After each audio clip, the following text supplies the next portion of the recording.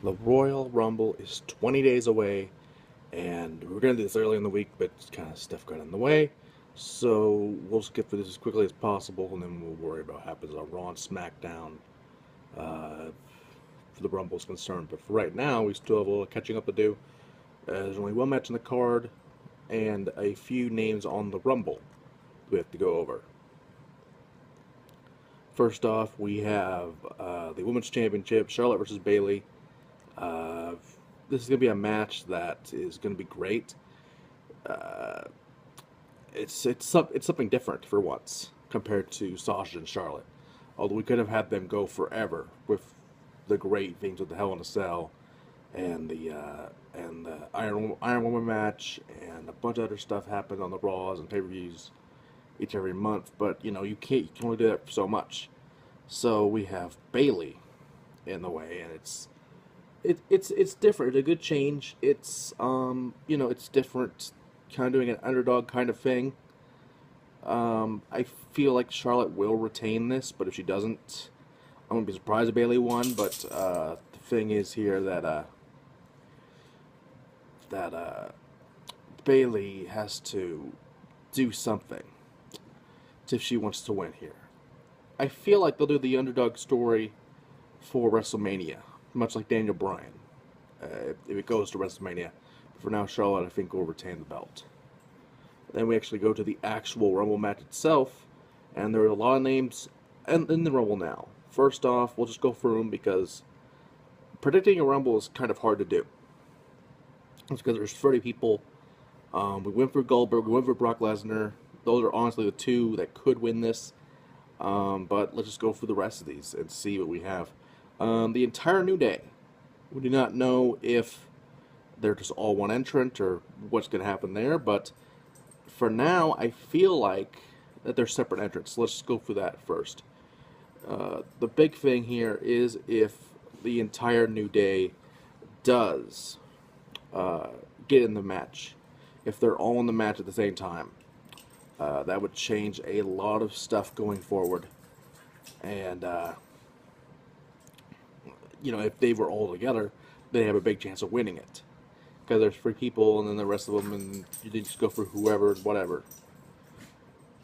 But as far as that is concerned, Big E is probably one of the favorites so far in this match. He won't win it, but just using that size to his advantage, he could be a bigger name in this Rumble than other people, than a Woods or Kofi, for example. Xavier Woods, I don't think he'll win this at all. Probably won't even have a chance. But again, if the New Day are in the match all together at the same time, he has a better chance of surviving maybe to the final 4 or final 10 or final whatever. Kofi, he's just there for the spots he does. They're fucking great. I wish they weren't wasting Kofi. He could be a world title contender. He could have been a world title contender years ago, but they don't see that in him, obviously. So he's just there for that spot, for the Rumble, whatever he's going to do. It's going to be great, and we'll just see what happens from there. Next up, Braun Strowman.